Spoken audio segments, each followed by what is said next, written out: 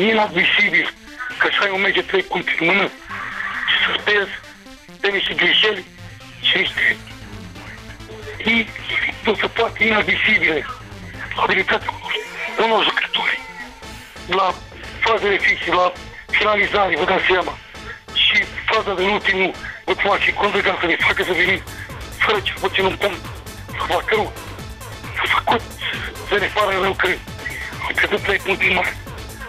Dar ăsta e fotbalul, dați-vă continuu. Aviatorii știu fotbal, dar tabela nu le surâde.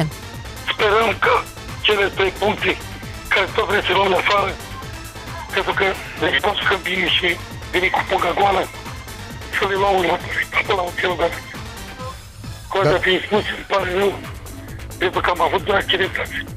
Sigur și Mădălin Munteanu și sper că săptămâna asta să recuperăm și să fim mai galați, ca să putem să luăm cele 3 puncte. Înfrângerea de la Rădăuți nu va fi sancționată niciun fel pentru că nu poți amenda lipsa de experiență. Cu toate astea, o înfrângere precum a celor de la Aerostar se poate întâmpla doar o dată la 100 de ani.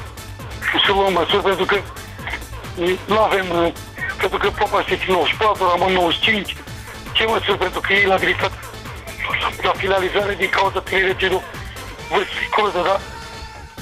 Suferim, dar un joc ăsta nu se poate, să pierzi odată la 100 de ani se poate întâmpla.